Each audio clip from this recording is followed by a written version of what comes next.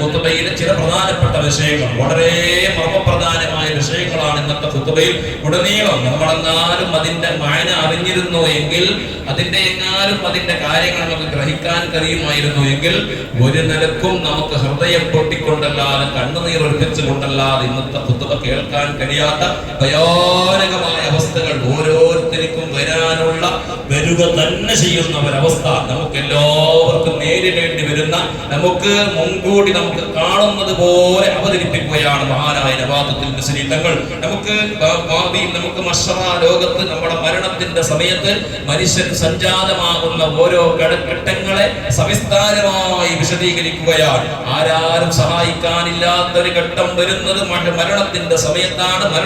അവന്റെ പരലോക ജീവിതത്തിന്റെ ഘട്ടങ്ങൾ. ദുനിയാവിൽ നമുക്ക് ചെറിയ ഒരു രോഗം വന്നാൽ എത്രയോ ആളുകളുണ്ട് നമ്മളെ കാണാൻ.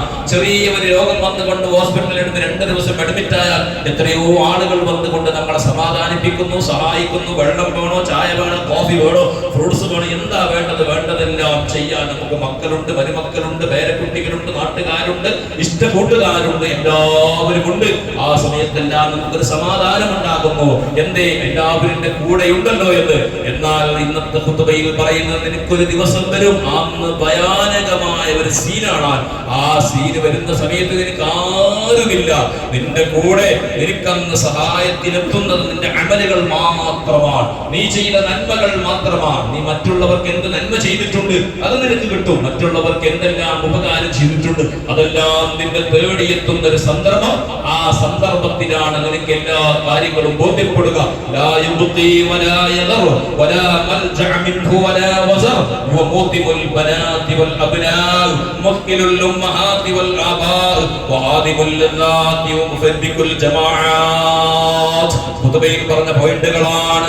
വലാദിനെ ആരെയും അത് ഒഴിവാക്കി കളയുകയില്ല. വരണം. എത്ര കരഞ്ഞിട്ട്, എത്ര റിക്വസ്റ്റ് ചെയ്താലും, എത്ര കരഞ്ഞിട്ട് നീ ബേജാറ് പറഞ്ഞാലും, നിന്റെ മരണത്തിന്റെ ആ സകറാത്തിന്റെ സമയത്ത് മരിക്കാൻ വേണ്ടി നിന്നെ റൂഹ് പിടിക്കാൻ വേണ്ടി വന്ന മലക്കിന് കൃപയില്ല. നിന്റെ ഒരു ആവലാതി മലക്ക് കേൾക്കൂല, നിന്റെ ഒരു സങ്കടവും കേൾക്കൂല. നീ കരയുന്നത് എല്ലാം കാണുന്നു, കേൾക്കുന്നു, പക്ഷേ അതിന് പ്രത്യുത്തരമായി ഒന്നും ചെയ്യുകയില്ല. വലാ മൽജഅ മിൻഹു വലാ വസർ വമുതിമുൽ ബനാതി വൽ അബ്നാ. ആൺമക്കളെയും പെൺമക്കളെയും അനാഥയാക്കി കളയുന്നു. പെൺമക്കൾ ഒരു ഭാഗത്ത് കരയുന്നുണ്ട്, ഉപ്പ പോകല്ല, ഉപ്പയല്ലാതെ ഞങ്ങൾക്ക് ആരാണുള്ളത്, ഉപ്പയാണെല്ലാം ഞങ്ങൾക്കൊരു അത്താണിയായിട്ടുള്ളത് എന്ന് പറഞ്ഞുകൊണ്ട് പൊട്ടിക്കരയുന്ന പെൺമക്കളുണ്ട്. ഒരു ഭാഗത്ത് ആൺമക്കൾ സങ്കടത്തോടെ പറയുന്നു, ഉപ്പ ഇന്നലെ വരെ ഞങ്ങളോട് കൂടെ ഉണ്ടായിരുന്നത് ഉപ്പയാണ്. ഈ കാണുന്ന വീടും പറമ്പും വാഹനങ്ങളും എനിക്ക് വേണ്ട വിദ്യാഭ്യാസ കോഴ്സുകളെല്ലാം വാങ്ങിത്തന്നത് നിങ്ങളാണ്. നിങ്ങൾ ഇനിയും ഒരു 10 കൊല്ലം വേണം എന്റെ മകന്റെ എന്റെ കല്യാണം നിശ്ചയിച്ചിട്ട് 2 മാസമേ അല്ലേ ഉള്ളൂ. അതുകൊണ്ട് എന്റെ ഉപ്പാ, എന്റെ കല്യാണം കഴിഞ്ഞിട്ട് 2 മാസം കഴിഞ്ഞിട്ട് അത് കഴിഞ്ഞിട്ട് പോകാമെന്നൊക്കെ അവന്റെ മനസ്സിന്റെ ഉള്ളിലുള്ള സങ്കടങ്ങൾ വിങ്ങിപ്പൊട്ടി കരയുകയാണ്. ആ സമയത്തൊന്നും ഇതാത് കേൾക്കുന്നില്ല. സന്താന നഷ്ടങ്ങൾ അനുഭവിപ്പിക്കുക തന്നെ ചെയ്യും. ഒരു ഭാഗത്ത് മക്കൾ മരിക്കുമ്പോൾ മക്കളുടെ മരണത്തിന്റെ ഘട്ടങ്ങളൊക്കെ നമുക്ക് ചിന്തിക്കാൻ പോലും കഴിയില്ല. ആ സമയത്തൊന്നും ഇതാ നമുക്ക് വരാനിരിക്കുന്ന ഘട്ടങ്ങളാണ് പറയുന്നത്. എല്ലാ രസങ്ങളെയും മുറിച്ചു കളയുന്നു. മുഫദ്ദിഖുൽ ജമാഅത്ത്, കൂട്ടങ്ങളെ അത് പിരിച്ചു കളയുകയാണ്, വിട്ടുപിരിപ്പിക്കുകയാണ്. എത്ര ചങ്ങായിമാരുണ്ട്, എത്ര ഫ്രണ്ട്സ് ഉണ്ട് നമ്മുടെ വാട്സപ്പ് ഗ്രൂപ്പിൽ തന്നെ. നമുക്ക് ഓരോ ഗ്രൂപ്പിൽ എത്ര ചങ്ങായിമാരാണുള്ളത്, ഫാമിലി ഗ്രൂപ്പിൽ എത്ര ചങ്ങായിമാരാണുള്ളത്. എല്ലാവരും നമ്മളെ സ്വന്തക്കാരാണെന്ന് വിചാരിക്കുന്നു, നമ്മളോട് കൂടെ വരുന്ന പോലത്തെ നമ്മുടെ ആളുകളാണെന്ന് വിചാരിക്കുന്നു. പക്ഷേ ആ കൂട്ടങ്ങളെല്ലാം വിട്ടുപിരിച്ചുകൊണ്ട് ഒറ്റയായി പോകുന്ന ആ ഘട്ടത്തെ സീനാണ്. കിതാബുകൾ തുറക്കപ്പെടുന്നു. നിന്റെ ഹിസാബ് ശക്തമാക്കപ്പെടുകയാണ്. ഒരുപോലെയാകുന്ന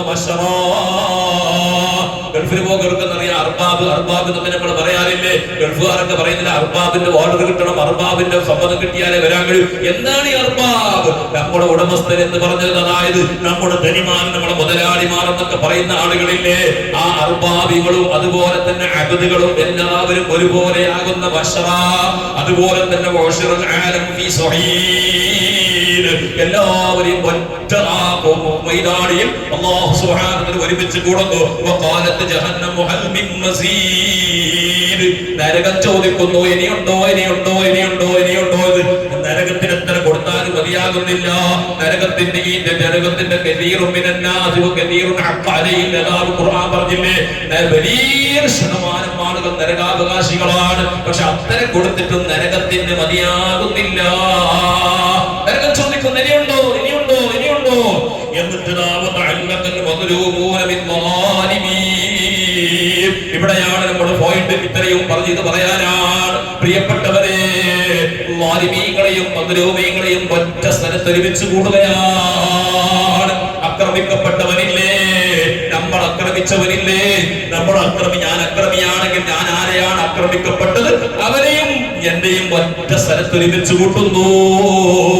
ഞാൻ ആരെയാ ബുദ്ധിമുട്ടാക്കിയിട്ടുള്ളത്, ആരുടെ സ്വത്താ ഞാൻ പിടിച്ചെടുത്തിട്ടുള്ളത്, അങ്ങനെ നോക്കിയിട്ട് അങ്ങനെയുള്ള ആളുകളെ മഹ്ശറയിൽ ഒരുമിച്ച് കൂട്ടപ്പെടുകയാണ്. എത്രയോ ആളുകൾ സ്വത്ത് പിടിച്ചെടുത്തവരില്ലേ, എത്രയോ ആളുകൾ സാമ്പത്തിക ഇടപാടുകൾ വെച്ച് ബാക്കി വെച്ചവരില്ലേ. അവരെല്ലാം ദുനിയാവിൽ നിന്ന് വിട്ടുപിരിയുമ്പോൾ അവനിക്കൊരു സങ്കടമായി തോന്നി. നാളെ മഹ്ശറയുടെ മുറ്റത്ത് വെച്ചിട്ട് അവനെ ഒരുമിച്ച് കൂട്ടുന്നു. അല്ലാഹു ചോദിക്കുന്നു, നിനക്കെന്താണ് പറയാനുള്ളത്? ആ സമയത്താണ് മദ്ലൂമായ ആക്രമിക്കപ്പെട്ട പാവപ്പെട്ട മനുഷ്യൻ പറയുന്നു, റബ്ബേ, എന്നെ അവൻ ആക്രമിച്ചിട്ടുണ്ട്, എന്നെ അവൻ ദൈവത്ത് പറഞ്ഞിട്ടുണ്ട്, എന്നെ അവൻ വായി കൊണ്ട് നാവ് കൊണ്ട് ആക്രമിച്ചിട്ടുണ്ട്, എന്റെ സ്വന്തവൻ പിടിച്ചെടുത്തിട്ടുണ്ട്, ഞാൻ അധ്വാനിച്ചിട്ട് പണിയെടുത്തതിന്റെ ശമ്പളം തന്നിട്ടില്ല എന്നൊക്കെ റബ്ബിനോട് പറയുമ്പോ ആ റബ്ബ് അവനോട് മറ്റേ അടിമയോട് ചോദിക്കുന്നു, ശരിയാണോ? ഇവിടെയാണെങ്കിൽ എന്താക്കും, ഉസ്താദിന്റെ അടുക്കൽ വന്ന് കോംപ്രമൈസിന് വന്നാൽ എനിക്ക് ഇത്ര പൈസ തരാണ്ടെന്ന് പറഞ്ഞിട്ട് എന്തായി ഒരു പ്രശ്നം തീർക്കാൻ വേണ്ടി ഉസ്താദിന് വന്നാൽ ചിലപ്പോ ഉസ്താദിന് തോന്നിപ്പോകും ഈ കൊടുക്കാനുള്ളവനാണ് സത്യം. അത്രയും വാചാലത്തിൽ സംസാരിക്കും, അല്ലെ? വാചാലത്തിൽ സംസാരിച്ചിട്ട് അവസാനം ചേർത്തൊരു ഒക്കെ രണ്ടൊക്കെട്ടിനോട് സംസാരിച്ചൊരു പ്രശ്നത്തിന്റെ സുഹൃത്ത് രണ്ടൊക്കെട്ടുണ്ട്. ഉസ്താദ്, നിങ്ങളൊക്കെ ഞങ്ങൾ ഈ കോംപ്രമൈസ് സമയത്ത് നിങ്ങൾ വരണം ഉസ്താദ്. ഓരോരുത്തരുടെ കളവ് പറയാൻ ഉഷാറുള്ള മച്ചന്മാരെ കാണുന്ന അങ്ങനെ സ്വത്ത് തർക്കത്തിന്റെ വിഷയത്തിലേക്ക് എത്തുമ്പോൾ ചിലപ്പോ ഓനാണ് അവന്റെ സ്വത്തിന് മുഴുവനും പകുതി അരക്കര ഭൂമിന് ഉള്ളിലിട്ടത് ഓന് ഓന്റെ പ്രശ്നം. എന്നിട്ട് മറ്റവന്റെ വാക്ചാതുര്യങ്ങൾ കേൾക്കുമ്പോൾ ഈ വക്കീലിന് തന്നെ തോന്നിപ്പോകുന്നു ഓന്റെതാ ശരി, ഓൻ അക്രമിന്ന് തോന്നിപ്പോകും. അവസാനം നാട്ടുകാരോടൊക്കെ ചോദിച്ച് കുടുംബക്കാരോട് ചോദിച്ചിട്ട് നമുക്ക് അവന്റെ ശരിയെന്ന് പിന്നെ തോന്നുന്നു. ഇങ്ങനെ വായ കൊണ്ട് സംസാരിച്ചിട്ട് ഇവിടെ നേടാൻ കഴിയും. പക്ഷേ റബ്ബിന്റെ കോടതി, അല്ലാഹുവിന്റെ കോടതിയിലില്ലേ, അവരോട് അല്ലാഹു ചോദിക്കുന്നു, നീ അവന്റെ കൊടുക്കാൻ ബാക്കി വെച്ചിട്ടുണ്ടോ? സമ്മതിക്കലല്ലാതെ വേറെ രക്ഷയില്ല. റബ്ബിനോട് കളവ് പറയാൻ കഴിയില്ല. അല്ലാഹു ചോദിക്കുന്നു, എന്ത് ചെയ്യും? എന്താണ് അവർക്ക് പ്രത്യുത്തരം കൊടുക്കണം? അവനെങ്ങാനും പൊരുത്തപ്പെട്ടില്ലെങ്കിൽ അവൻ ചെയ്യുന്ന ഞാൻ ചെയ്ത അമലുകൾ, എന്റെ ഹജ്ജ്, എന്റെ ഉംറ, എന്റെ സക്കാത്ത്, എന്റെ നിസ്കാരം, സ്വലാത്ത്, മജ്ലിസ്, ഞാൻ ചെയ്ത സകല സൽക്കർമ്മങ്ങളും അവർക്ക് കൊടുക്കേണ്ടി വരുന്ന വശറാഭൂമി. അതുകൊണ്ട് പൊന്നാര മുഅ്മിനീങ്ങളെ, ഇടപാടുകൾ, സാമ്പത്തികമായ ഇടപാടുകൾ സൂക്ഷിക്കണം. നിസ്കാരത്തിന്റെ വിഷയത്തിൽ ശ്രദ്ധ നമുക്കുണ്ട്, നോമിന്റെ വിഷയത്തിൽ ശ്രദ്ധ നമുക്കുണ്ട്, മറ്റുള്ള കാര്യങ്ങളൊക്കെ ശ്രദ്ധ നമുക്കുണ്ട്. പക്ഷെ ഇടപാടുകൾ വളരെ കൃത്യമായി നിർവഹിക്കണം. വലിയ വലിയ ഇടപാടുകളൊക്കെ ആളുകൾ തീർക്കുന്നു, ചെറിയ ചെറിയ ഇടപാടുകൾ തീർക്കാൻ ചില ആളുകൾക്ക് ഭയങ്കര പ്രയാസമാണ്. വലിയ 1 ലക്ഷം രൂപ കടം വാങ്ങിയിട്ടുണ്ടെങ്കിൽ ഓരെല്ലാം എങ്ങനെയെങ്കിലും വീട്ടിട്ട് പേടിച്ചിട്ട് കേസ് കൊടുത്തിട്ടാന്ന് പറഞ്ഞിട്ട് പേടിച്ചിട്ട് അതിന് വിട്ടു. എന്നാൽ അങ്ങാടിയിൽ പോയി ചായ കുടിച്ചിട്ട് ചിലപ്പോ ചായ കുടിച്ചതിന്റെ പൈസ ബാക്കിയുണ്ടാകും, അത് കൊടുക്കാൻ അവർക്ക് ഓർമ്മയുണ്ടാവൂല. ചരിത്രത്തിൽ പറയുന്നു, മുൻഗാമികൾപ്പെട്ട ഒരു സൂഫിയായ മനുഷ്യൻ ഒരു മനുഷ്യന്റെ മരിച്ചതിന് ശേഷം സ്വപ്നത്തിൽ കാണുന്നു. നല്ല ആബിദായ മനുഷ്യനാണ്, നല്ല നിഷ്കളങ്കനായ മനുഷ്യനാണ്, ഒരുപാട് ഇബാദത്ത് ചെയ്ത മനുഷ്യൻ. അങ്ങനെ അദ്ദേഹത്തിന് ഭയങ്കരമായ ശിക്ഷയിലാണ് അദ്ദേഹത്തിന് കാണുന്നത്. ചോദിച്ചു, എന്താണ് നിനക്ക് ഈ ശിക്ഷ വരാൻ കാരണം?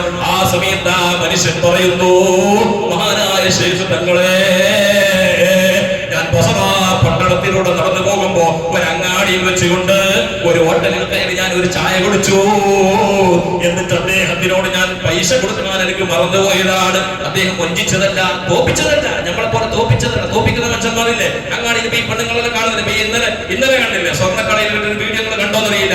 പെണ്ണുങ്ങൾ, അതായത് സ്വർണം പഠിച്ചിട്ടുണ്ടാക്കും, ആ ഒരു സ്വർണ്ണ കച്ചവടക്കാരന്റെ മുഖത്തേക്ക് എന്തോ ഒരു പൊടി വലിച്ചിട്ട് അവർ ഓടാൻ വേണ്ടി നോക്കാണ് സ്വർണ്ണമാല എടുത്തിട്ട്. ആ സമയത്ത് പിടികൂടി, എന്തോ അവർക്ക് രക്ഷപ്പെടാൻ കഴിഞ്ഞില്ല അവൾക്ക്.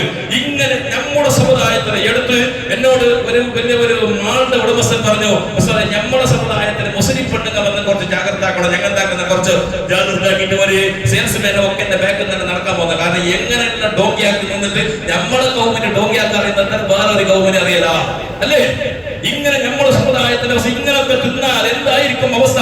ആ ബസവ പട്ടണത്തിലുള്ള ആ സമയത്ത് ചായ കുടിക്കാൻ വേണ്ടി ചായ കുടിച്ചിട്ട് അദ്ദേഹത്തിന് പൈസ കൊടുക്കാൻ മറന്നുപോയി. അദ്ദേഹം പൊരുത്തപ്പെടിച്ചില്ല. അതിന്റെ പേരിൽ കാലങ്ങളോളം ശിക്ഷ അനുഭവിക്കുന്നതായി കണ്ടു എന്ന് ചരിത്രത്തിൽ കിതാബിൽ രേഖപ്പെടുത്തിയിട്ടുണ്ടെങ്കിൽ എത്ര ആളുകളാണ്. ഈ അടുത്ത് എന്നോട് ഒരു അമുസ്ലിമായ ഒരു മേസ്ത്രി എന്നോട് പറഞ്ഞു, ഉസ്താദേ ഗുരുക്കളെ നിങ്ങളെല്ലാം ഈ സ്പീച്ച് എല്ലാക്കുന്നല്ലോ, അപ്പൊ അതുകൊണ്ട് നിങ്ങളെ ഈ പറയണം. അപ്പൊ ഞാൻ പറഞ്ഞു, നിന്റെ മേഖലയിൽ ഞാൻ പണിയെടുക്കുന്നില്ലല്ലോ, നീ ഞങ്ങളുടെ നാട്ടിൽ ഞാൻ കൊടാചേരി യൂണിവേഴ്സിറ്റി പണിയെടുക്കുന്നില്ലല്ലോ. അദ്ദേഹം എന്നോട് പറയുന്നേ, ഉസ്താദേ നിങ്ങളെ പോലത്തെ നിങ്ങളെ സൗക്കാർന്നക്കളുടെ വലിയ വലിയ പൊര കെട്ടിച്ചിട്ട് അതിനെന്താ ഒരു 2 ലക്ഷം 3 ലക്ഷം രൂപ ശമ്പളമായെങ്കിൽ ഒരു 50-60,000 അല്ലെങ്കിൽ 1 ലക്ഷം രൂപ ബാലൻസ് വെക്കും. ബാലൻസ് വെച്ചിട്ട് പിന്നെ കേട്ടെങ്കിൽ ഓനെ കാണാൻ ഓന്റെ ഫോൺ എടുക്കലില്ല, ഓന്റെ അഡ്രസ്സും ഇല്ല, ഓ നോക്കി എന്നെ കണ്ടു നമ്മളെ കൊണ്ടല്ല. ഇങ്ങനെ എന്റെ പ്രിയപ്പെട്ടവരെ, ഇതൊക്കെ നമുക്ക് ഹക്കല്ലേ സഹോദരങ്ങളെ? ചിന്തിക്കണം. എന്നിട്ട് നമുക്ക് ഉണ്ടാക്കി പല വർക്കത്തില്ല എന്ന് പറഞ്ഞിട്ടുള്ള തങ്ങന്മാരത്തേക്കുള്ള സ്വാമിമാരത്തേക്കുള്ള ജ്യോത്സ്യന്മാരത്തേക്ക് പോയിട്ട് ഉള്ള ദുനിയാവിലുള്ള ചട്ടിയും പാത്രം കുപ്പിയും എല്ലാം അവന്റെ പരന്റെ മൂലയിൽ കൂത്തിട്ടായി ഒരു ഗുണമില്ല. എന്തേ? മറ്റുള്ളവന്റെ വേദനിച്ചവന്റെ തൊഴിലെടുത്തവന്റെ അവന്റെ കണ്ണുനീര് നീ ഉറ്റിച്ചിട്ടുണ്ടെങ്കിൽ നിന്റെ പൊരയിൽ വർക്കത്തുണ്ടാവൂല, നിന്റെ ഭാര്യക്ക് കുടുംബത്തിന് വർക്കത്തുണ്ടാവൂല, അവിടെ സമാധാനം ഉണ്ടാവൂല. അതുകൊണ്ട് ഒരു നയാ പൈസ ബാക്കി ബാലൻസ് വെക്കണ്ട. എത്ര ആളുകളാണ് അങ്ങാടികളിലൂടെ കട. ഈ അടുത്ത് ഒരു സ്ഥലത്ത് ഒരു 5-6 കൊല്ലം മുമ്പ് ഒരു ഷോപ്പിൽ ഞാൻ കയറി. അങ്ങനെ ഉള്ളി വാങ്ങി, ഒരു ഉൾപ്രദേശത്തുള്ള ഷോപ്പിൽ അങ്ങനെ ഉള്ളി എന്ന് പറഞ്ഞാൽ നീരുള്ളി വാങ്ങി. അപ്പൊ ഞാൻ ചോദിച്ച്, അപ്പൊ 5 രൂപ കൂടുതലാണ്. ഞാൻ മുമ്പത്തെ ദിവസം ടൗണിൽ വാങ്ങിയിട്ടുണ്ട്, 5 രൂപന്റെ വ്യത്യാസം. ഞാൻ ചോദിച്ച അദ്ദേഹത്തിന് പറഞ്ഞു, ഈ പൈസ അദ്ദേഹത്തിന്റെ പ്രശ്നം ചർച്ച ഒന്നും ആക്കുന്നില്ല, കാരണം ഈ ആകെ ചില്ലറ പൈസ തന്നെ ചർച്ച ആക്കുന്നില്ല. എന്നാൽ ഇത്ര റേറ്റ് കൂടുതൽ എടുക്കാൻ കാരണം എന്ത്? അത് ഉസ്താദേ പുറയുടെ എന്റെ പോയിട്ട് അധികം ആൾക്കാർ കടം കൊണ്ടുപോകുന്ന ആൾക്കാരാണ്. കടം കൊണ്ടെങ്കിൽ അതിലെന്താ കൊല്ലത്തിന് ഒരു 2 ലക്ഷം രൂപ 3 ലക്ഷം രൂപ ലാഭം കിട്ടുന്നത് കണക്കൂട്ട് അതിൽ 50-60,000 രൂപ കിട്ടാതെ പോകുന്നു. ലോസ് എന്ത്? എഴുതിട്ട് ബുക്കിൽ എഴുതിട്ട് കൊണ്ടുവന്ന് പിന്നെ ഓരെ കാണുന്നില്ല. അതുകൊണ്ട് ഞങ്ങൾക്ക് വർക്കൗട്ട് ആണല്ലേ, നമുക്ക് വിട്ട മുതൽ കിട്ടാൻ വേണ്ടിട്ട് ഞാൻ പറഞ്ഞവനോട്, പ്ലീസ് നീ ഇത് ചെയ്യരുത്, കാരണം ആരതോ കിട്ടുന്നതാണെന്ന് പറഞ്ഞിട്ട് പിന്നീട് വെച്ചിട്ട് ലൂട്ടുന്ന സ്വഭാവം നിർത്തണം. പക്ഷെ എന്താ ചെയ്യണം? നീ ഒന്നിരിക്കലോ അങ്ങനത്തെ ആളുകൾക്ക് കടം കൊടുക്കണ്ട. അപ്പൊ ഞാൻ പറഞ്ഞു വരുന്നത്, ഇങ്ങനെ കടം നീയെ തന്നെ ഇല്ല, ചിലർക്ക് എത്തി കിട്ടുന്നില്ല, അത് വേറെ കാര്യം. ഇപ്പൊ മരിച്ചിട്ടാണ് ഇപ്പൊ സ്റ്റൈല്, അതും പറഞ്ഞിട്ടുള്ളൂ. കാരണം അതും ഒരു സ്ഥലത്ത് പ്രശ്നമായി, ഒരു സ്ഥലത്ത് ഭയങ്കര പ്രശ്നമായി. അങ്ങനെ ഒരു നാട് പറഞ്ഞില്ല, നമുക്ക് ഇങ്ങനെ എൻക്വയറി ആക്കി പറഞ്ഞു വേണ്ട. മയ്യത്തിന്റെ അടുക്കലത്തെ മയ്യത്തിന്റെ കൊടുത്തിട്ട് കടത്തിട്ടാകുമ്പോ കള്ള പറഞ്ഞ് കടം ഉണ്ടെങ്കിലല്ല ഞാൻ വരുത്താൻ പാടാം. അപ്പൊ ബാങ്കിൽ നിർത്താൻ പറഞ്ഞ് ഓയിട്ടെടുത്തെങ്കാവല്ല. ഒരുത്തരം പറഞ്ഞ് ഉപ്പാന്റെ മയ്യത്തന്നെ ഉപ്പ എന്തുണ്ടെങ്കിൽ എല്ലാവരും വന്നിട്ട് കേട്ടി ഞാൻ ഏറ്റെടുത്ത് ബാങ്കിൽ നിർത്താൻ അപ്പന്നെ പറഞ്ഞ് ഓൻ ഏറ്റെടുത്തെങ്കാവല. ഓന്റെ തന്നെ ഇടി നാട്ടുകാരെ കടാക്കിയിട്ട് ആകെ ലോസാക്കിട്ട് ലൂട്ടിയിട്ട് ഓന്റെ തന്നെ ഓൻ കൊടുത്തിട്ട് ഉപ്പാന്റെ കൊടുക്കുവോ? അതുകൊണ്ട് വേറെ ആരെങ്കിലും ഏറ്റെടുക്കുന്നില്ല. ഓക്കെ, ഇപ്പൊ സ്റ്റൈലാണ് ആൾക്കാരെ മരിച്ചിട്ടാകുമ്പോ എന്തുണ്ടെങ്കിൽ മക്ക മരുമക്ക എന്ന് പറഞ്ഞിട്ട് ഏറ്റെടുത്തിട്ട് പിന്നെ നോക്കുമ്പോ പ്രൂഫുണ്ടാ, തെളിവുണ്ടാ, അതുണ്ടാ, ഇതുണ്ടാ, പിന്നെ ഏറ്റെടുക്കണം. അതുകൊണ്ട് പ്രിയപ്പെട്ടവരെ, കടം ഭയങ്കര ഡേഞ്ചറാണ്. കടാക്കിട്ട് അതിനായിട്ട് നിങ്ങൾ എന്താക്കണം? കടാക്കിട്ട് പോയി നിന്നതിനേക്കാളും ഉള്ള പൈസയില് ചൗതന്റെ കറിയും ചോറ് വയ്ക്ക്, അത് ഹലാലല്ലേ? ഈ കടം വാങ്ങിയിട്ട് എന്തിനായി ചുരുട്ടുന്നത്? അല്ലാഹുവിന്റെ ഹബീബ് റസൂലുള്ളാഹി സ്വല്ലല്ലാഹു അലൈഹി വസല്ലം തങ്ങൾ മദീനത്തെ പള്ളിയിലേക്ക് ഒരു മയ്യത്ത് കൊണ്ടുവന്നു. ആരത്? നമ്മളിപ്പോഴത്തെ ലോക്കൽ മുസ്ലിമീങ്ങളതല്ല, നബി തങ്ങളെ സ്വഹാബത്തിന്റെ കൂട്ടത്തിൽപ്പെട്ട ഒരു മനുഷ്യന്റെ മയ്യത്ത് കൊണ്ടുവന്നു. റസൂലുള്ളാഹി തങ്ങളാണ് നബി തങ്ങൾ ഹയാത്തിലിരിക്കെ നബി തങ്ങൾ ആ പള്ളിയിലുണ്ടാൽ അവിടുത്തെ ഇമാം നബി തങ്ങളാണ്. നബി തങ്ങൾ ഉണ്ടാകുമ്പോൾ പിന്നെ ഇമാമത്ത് നിൽക്കൂല. അങ്ങനെ മഹാനായ റസൂലുള്ളാഹി സ്വല്ലല്ലാഹു അലൈഹി വസല്ലം മയ്യത്ത് നിസ്കരിക്കാൻ വേണ്ടി മുൻപിലേക്ക് മിഹ്റാബിലേക്ക് കയറാൻ വേണ്ടി നോക്കുമ്പോൾ അല്ലാഹുവിന്റെ റസൂലിലേക്ക് ജിബ്രീൽ അലൈഹിസ്സലാം അറിയിച്ചു കൊടുത്തു, തങ്ങൾ നിൽക്കരുത്. അങ്ങനെ നബി തങ്ങൾ പിന്നാലെ മാറി. സ്വഹാബത്ത് അത്ഭുതപ്പെട്ട്, എന്ത് കുറ്റമായിരിക്കും ഈ മനുഷ്യൻ ചെയ്യുന്നത്? ഇമാമത്ത് നിൽക്കാൻ വേണ്ടി നബി തങ്ങൾ പോയ നബി പിന്നിലേക്ക് പിന്തിരിഞ്ഞു. നബി തങ്ങളോട് സ്വഹാബത്തിനോട് തങ്ങൾ പറഞ്ഞു, സ്വഹാബത്തെ, എനിക്ക് ഈ മയ്യത്തിലേക്ക് ഇമാമത്ത് നിൽക്കാൻ കഴിയില്ല, ഈ മയ്യത്തിലേക്ക് ഒരുപാട് കടമുണ്ട്. ആ കടക്കാർ അവർ പൊരുത്തപ്പെടാതെ ഞാൻ അല്ലാഹുമ്മ ഗ്ഫിർ ലഹു വർഹംഹു എന്ന് പറഞ്ഞാൽ അല്ലാഹു വാജിബായി. അതുകൊണ്ട് അതാ ആ മനുഷ്യനിക്ക് കടം പൊരുത്തപ്പെടിക്കാതെ ഇമാമത്ത് നിൽക്കാൻ കഴിയില്ല. സ്വഹാബത്ത് ഏറ്റെടുത്തു. സ്വഹാബത്ത് അപ്പോൾ തന്നെ കടക്കാരെ വിളിച്ചുകൊണ്ട് ആ മയ്യത്തിന്റെ കടങ്ങൾ ഏറ്റെടുത്തപ്പോൾ നബി തങ്ങൾ ഇമാമത്ത് നിന്നു. അത്രയും ഡേഞ്ചറാണ് വിഷയം. എത്രയോ ആളുകൾ കടക്കാരായിട്ട് നിർബന്ധിത സാഹചര്യത്തിൽ കടം വാങ്ങിയവരുണ്ടാകും. പക്ഷെ ഇന്ന് സ്റ്റൈല് കഞ്ഞി കുടിക്കാൻ വേണ്ടി അല്ലെങ്കിൽ പട്ടിണിയുള്ളവർ കടം വാങ്ങുന്നതല്ല. മോളെ മംഗലത്തിന് ഈ അടുത്ത് ഒരു ചങ്ങായി മംഗളത്തിന് പോയി. അദ്ദേഹത്തിനോട് ഞാൻ ചോദിച്ചു എത്ര തീർന്നു? 80 ലക്ഷം രൂപ തീർന്നു പറഞ്ഞ്. ഞാന് അദ്ദേഹത്തിനോട് ചോദിച്ചു എത്ര പൈസ ബാലൻസ് സ്റ്റോക്ക് ഉണ്ടായില്ല. നല്ല ചങ്ങായി പറയുമ്പോ ചോദിക്കുമല്ലോ. പറഞ്ഞു ഉസ്താദെ 50 ലക്ഷം രൂപ ലോന്. പ്രിയപ്പെട്ടവരെ, ഈ സമുദായത്തിന്റെ പോക്ക് എവിടെ? ബാങ്കുകാർ വിളിച്ചുകൊണ്ടാവും ഞമ്മക്ക് ഫോൺ അപ്പൊ വരുന്നത്. ബജാജിന്റെ ഫോൺ അപ്പൊ കളിക്ക് വരുന്നത്. അത് വേണം, ബൈക്ക് വേണം, കാറ് വേണം. ഞാൻ വേണം, നിങ്ങൾക്ക് എന്തും വേണ്ട, ഉള്ളത് മതി പറഞ്ഞിട്ട് കട്ടാക്കല. എല്ലാവർക്കും വിളിക്കുന്നത് ബാങ്കുകാർ തരുന്നു പറഞ്ഞിട്ട് ലോൺ എടുക്കല. പ്രിയപ്പെട്ടവരെ, ഇതൊക്കെ പച്ചയായ ഹറാമല്ലേ. ഞാൻ ചിന്തിച്ചു, ആ മനുഷ്യരെങ്ങാനും ആ കടം വീട്ടുന്നതിന് മുമ്പ് മരിച്ചു. ആര് വിട്ടു? മർമോനോട് പോയി ശല്യം കഴിയോ? പുതിയ പുള്ളിയോട് ഉപ്പ കടം വാങ്ങിയിട്ട് പൊന്നു തന്നതാണ്, അതുകൊണ്ട് വിട്ടണോ? ഇങ്ങനെ പേരിന് വേണ്ടി ചെയ്യുന്ന അവസ്ഥ, അതുകൊണ്ട് അവസാനിപ്പിക്കണം. ഉള്ളത് കൊണ്ട് തൃപ്തിപ്പെട്ട് ജീവിക്ക്. കടം ഭയങ്കര ഡേഞ്ചറാണ്, അതുകൊണ്ട് പൊരുത്തപ്പെടിക്കണം. ഒരാൾക്ക് 10,000 രൂപ കൊടുക്കാനുണ്ട്, പണിയെടുത്തിട്ട് പൈസ കൊടുക്കാൻ ശമ്പളം കൊടുത്തിട്ട് പര കെട്ടിട്ട് കഴിഞ്ഞില്ല. എന്നാൽ ഓനെ കാണുമ്പോൾ എത്ര വിളിക്കും. ഒരുന്ന കൊടുത്ത് പൊടിച്ചിട്ട് കയ്യും കാലെല്ലാം കെട്ടിട്ട് 3 കണ്ട തുണിയിൽ കെട്ടിട്ട് പൊതിഞ്ഞിട്ട് കൈക്കാലെല്ലാം ബന്ധിച്ചിട്ട് ഇതിന്റെ മൂക്കിലേക്ക് വായിക്ക് പഞ്ഞി വെച്ചിട്ട് കൊണ്ടുവരേ. കൊണ്ടിട്ട് ആടെ ഇസാമിന്റെ ലോകത്തേക്ക് വിടൂലേ? അതിന് മുമ്പ് നന്നായി ചിന്തിക്കണം. ഓനോട് പോയിട്ട് പറയണോ 25,000 രൂപ തരാനുണ്ട് ആചാരൻ, അല്ലെങ്കിൽ മുതലാളി 25,000 തരാനുണ്ട്. ആകെ 5,000 എന്റെ കയ്യിലുള്ള നമ്മുടെ നാട്ടിൽ ഞാൻ അങ്ങനെ പറയണമെന്നല്ല. നിങ്ങൾ നമ്മുടെ സ്ഥലത്ത് എല്ലാം ലാസ്റ്റ് പറഞ്ഞ കാല് പിടിച്ചോളാം. ഈ കാല് പിടിച്ചിട്ട് നമുക്ക് മാപ്പാക്കുന്നത് നമ്മുടെ നാട്ടിൽ കാല് പിടിക്കുന്ന അങ്ങനത്തെ ഒന്നും ഇല്ല ഇസ്ലാമിന്. പൊരുത്തം ചോദിക്കാം. അവരോട് പറയാം, ദയവ് ചെയ്ത് എന്റെ ഭാര്യ മക്കളെ വിചാരിച്ചിട്ട്, എന്റെ പരലോകം വിചാരിച്ചിട്ട്, ഞാൻ രോഗിയാ, അതുകൊണ്ട് 5,000 ഉണ്ട്, അതിനെ തീരെ തന്നിട്ട് ബാക്കിയുള്ളത് പൊരുത്തപ്പെട്ടു. ഏത് മാനവീയത്തിലുള്ള പൊരുത്തപ്പെടൂലേ? മനുഷ്യത്വമുള്ളവൻ പൊരുത്തപ്പെടും. അങ്ങനെ പൊരുത്തപ്പെടിക്കാനുള്ള മനസ്സുള്ളത് നമ്മോനെ കുറെ ആഗ്രഹമാക്കല. കടം വാങ്ങിയിട്ട് കടത്തിട്ട് ഉള്ളതിനെ പീടിയെല്ലാം കടാക്കിട്ട് പോയിട്ട് ഉള്ളതിനെ തേച്ചു 10, 25, 30,000, 40,000 ബില്ലാക്കിയിട്ട് ഓനോട് വിളിച്ചിട്ട് പോലീക്കാരെ വിളിച്ച് ചോദിക്കുമ്പോ നീ ആഗ്രഹമാക്ക്, നിയന്ത്രണം നോക്കാം. ആക്കാൻ എന്തും കയ്യിലെ പാവപ്പെട്ടവരെന്തും ചെയ്യാൻ കഴിയില്ല.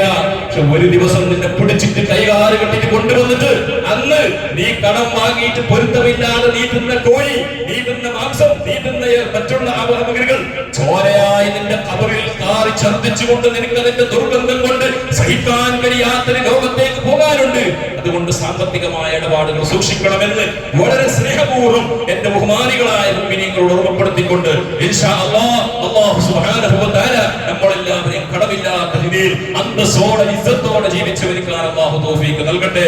അർഹമുർറഹീമിനായ രാജസയ്യിദായ റബ്ബേ, മറ്റുള്ളവരുടെ മുമ്പിൽ അല്ലാഹു യാചിക്കേണ്ട, കടം ചോദിക്കേണ്ട അവസ്ഥ പോലും വരുത്താത്ത രീതിയിൽ അല്ലാഹു ഞങ്ങൾക്ക് നീ നിഅമത്ത് ഏറ്റി തരണം റഹ്മാനേ. മരിക്കുന്നതിന് മുമ്പ് എവിടെയെങ്കിലും പഠിച്ചവരെ ഞങ്ങൾക്ക് അറിയാതെ വല്ല കടങ്ങളോ ചെറുതോ വലുതോ ഒരു നാണയത്തുണ്ടെങ്കിലും പഠിച്ചവരെ ഞങ്ങൾക്ക് നീ കടമായി എവിടെയെങ്കിലും ബാക്കിയുണ്ടെങ്കിൽ അതിനെ ഓർത്തെടുത്തുകൊണ്ട് അതിന് വീട്ടാനുള്ള മനസ്സ് നൽകണം റഹ്മാനേ. ഞങ്ങളെ മയ്യത്തിന്റെ മുമ്പിൽ വന്നുകൊണ്ട് കടക്കാർ വന്നിട്ട് അവൻ കടം തരാനുണ്ട്, അതുകൊണ്ട് ആ മയ്യത്തിന് അടക്കം ചെയ്യുന്നത് എന്ന് പ്രശ്നമുണ്ടാക്കുന്ന ഒരവസ്ഥ അത് വന്നാൽ ഞങ്ങളുടെ കുടുംബത്തിന്, ഭാര്യക്കും മക്കൾക്കും കൂട്ടുകുടുംബാദികൾക്ക് ഞങ്ങൾക്ക് നാണക്കേടാണ് പഠിച്ചവരെ. അതിനു മുമ്പ് ഞങ്ങളെ കടങ്ങളെ വീട്ടാൻ നീ തൗഫീഖ് നൽകണം റഹ്മാനെ. ഞങ്ങൾക്ക് നീ ഇസ്സത്തും റാഹത്തും സന്തോഷം നേടിത്തരണേ റഹ്മാനെ. സർവ്വ പ്രയാസങ്ങളും നീ നീക്കിത്തരണം റഹ്മാനെ.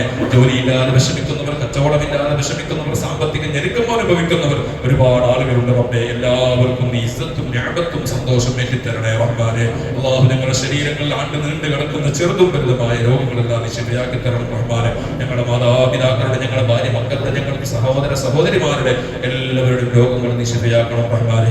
ആഫിയത്തുള്ള ദീർഘായുസ്സ് നൽകണം റഹ്മാനെ. അല്ലാഹു മാരകമായ രോഗം തന്നുകൊണ്ട് ഞങ്ങളാരും നീ പരീക്ഷിക്കണം റഹ്മാനെ. പെട്ടെന്നുള്ള മരണങ്ങൾ, അപകട മരണങ്ങളെ തൊട്ട് കാക്കണേ റഹ്മാനെ. അല്ലാഹുവെ പറഞ്ഞതിന്റെ കേട്ടതിന്റെ എല്ലാം ഇതിൽ സവാബ് ഞങ്ങളുടെ കുടുംബത്തിൽ നിന്ന് വേണ്ടപ്പെട്ടവർ, ഈ പള്ളിയുടെ ചുറ്റുഭാഗത്ത് ഞങ്ങളുടെ മശായിഖുകൾ, ഞങ്ങളുടെ ഉസ്താദുമാർ, ഞങ്ങളെ സഹായിച്ച എത്രയോ മുഅ്മിനീങ്ങൾ മരിച്ചിട്ട് മണ്ണറയിലാണ് റഹ്മാനെ. അവരുടെ എല്ലാവരുടെ ഖബറുകളിലേക്ക് നീ എത്തിച്ചു കൊടുക്കണേ അല്ലാഹു. വിളിച്ചമാക്കണേ റഹ്മാനെ. അല്ലാഹുവേ ഞങ്ങൾക്ക് എല്ലാവർക്കും ഈമാനോടുകൂടി ജീവിച്ച് ഈമാനോടുകൂടി മരിച്ച് എന്റെ സുഖലോകത്തിൽ നിർമ്മിച്ചുകൂടാൻ നീ തൗഫീഖ് നൽകണേ അല്ലാഹു. ബിഹഖ് സയ്യിദനാ മുഹമ്മദ് ആലി സയ്യിദനാ മുഹമ്മദ് സ്വല്ലല്ലാഹു അലൈഹി വസല്ലം.